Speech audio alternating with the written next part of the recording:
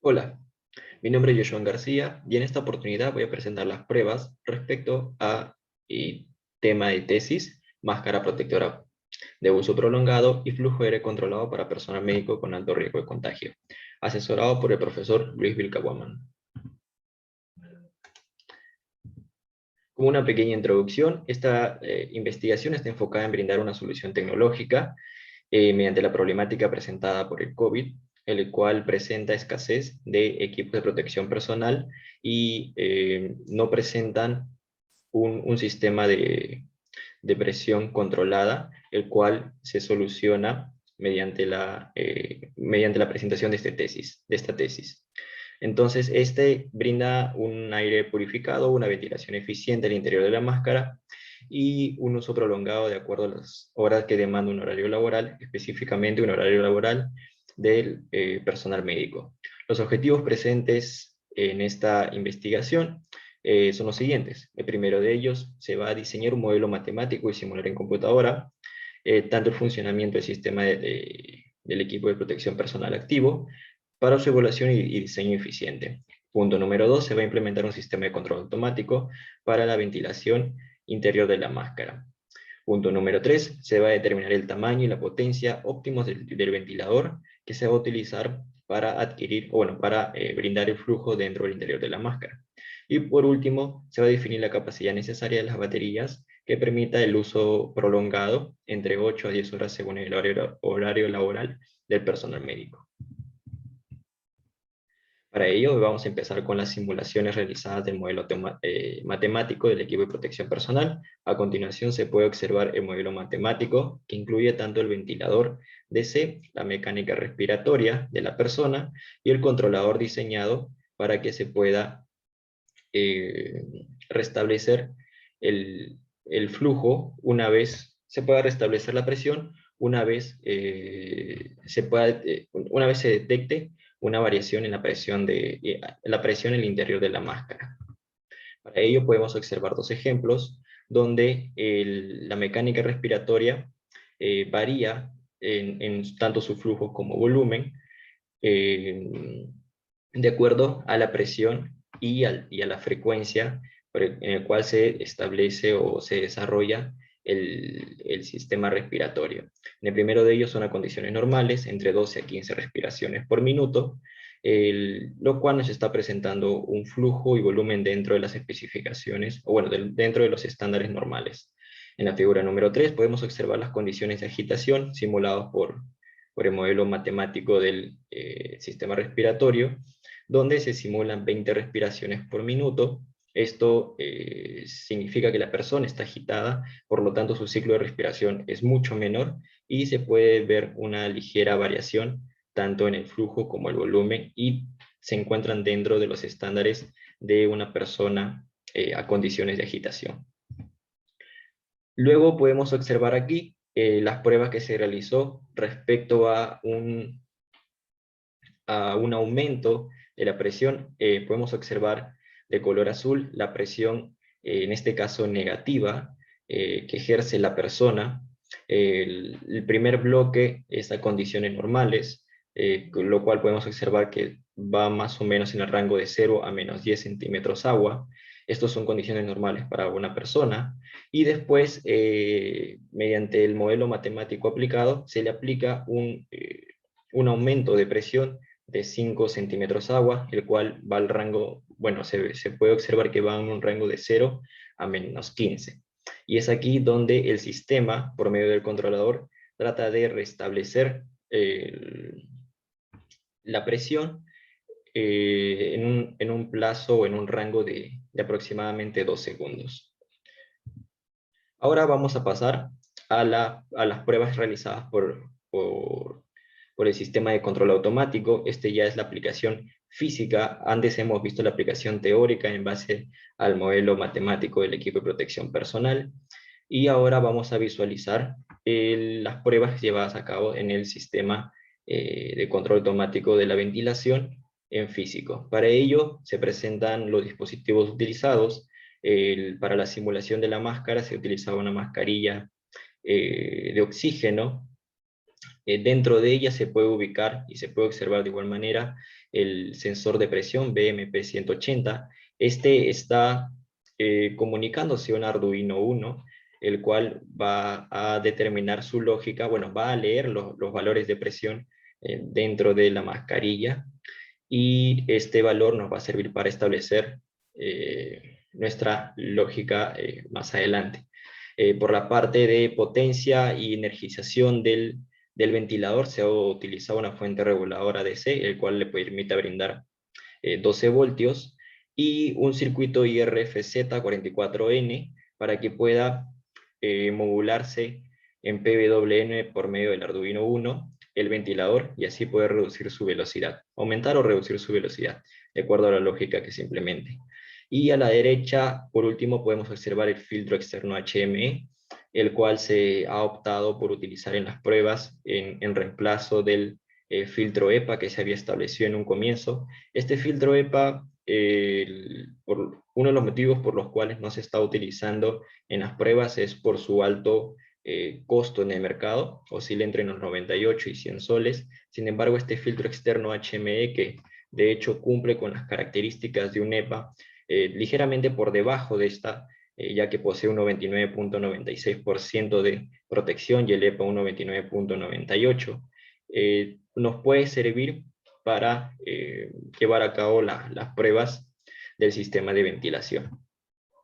Ahora, como segunda parte de los dispositivos, se presenta el sistema de ventilación, un prototipo de este sistema, el cual está conformado por el ventilador y dos cajas que se elaboraron tanto para el ingreso como la salida de aire, ya que este flujo de aire debe ingresar o debe tener un conducto hermético, por los cuales se aseguran por medio de estas cajas que el aire ingrese tanto por el filtro y este salga, no exista fuga en ese camino hacia la mascarilla. Y a la derecha podemos observar nuevamente el sistema de ventilación ya completamente armado, y donde estaría faltando la conexión al microcontrolador para que el equipo de protección personal, el prototipo, esté completo. Aquí a continuación podemos observar la respuesta en presión de la máscara con una hermeticidad de un 50%, ya que la mascarilla de oxígeno posee un orificio en la parte inferior. Se puede observar que existe muy poca variación en la presión, que está prácticamente oscila entre los 1014 centímetros agua. Por otro lado, tapando este orificio, se puede obtener una mejor hermeticidad de la mascarilla, donde podemos observar la variación de la presión, y esto está dentro de los rangos establecidos de los valores normales, entre 10 a 15 centímetros agua que la persona posee. En este caso, la variación es de 9.7 centímetros agua, y se puede verificar que está dentro de los estándares normales. Después de ello tenemos la variación de igual manera de la presión, pero ante condiciones de agitación, donde podemos observar que se llevaron a cabo 28 respiraciones por minuto, y la presión de igual manera aumenta.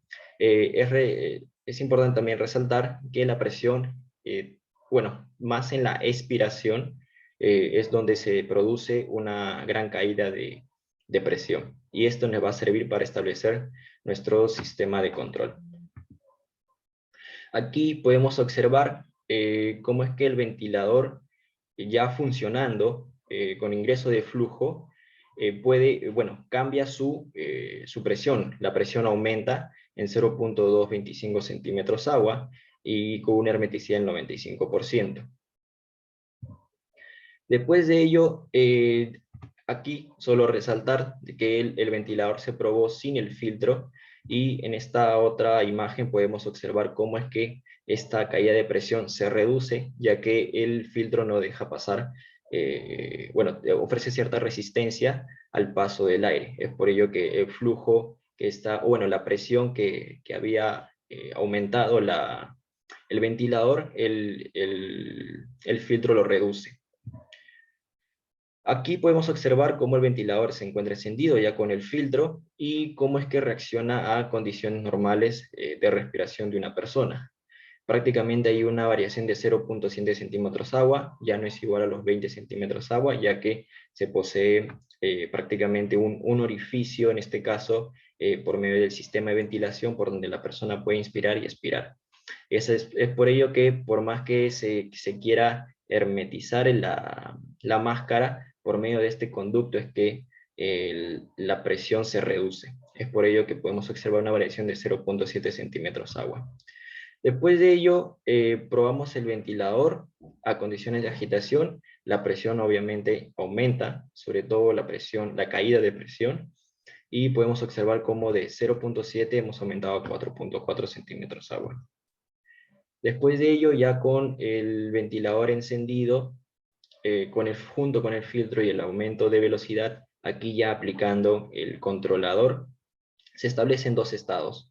Uno, cuando se encuentra por encima del valor mínimo aceptable, que es 1012 centímetros agua, el, el ventilador va a estar operando a un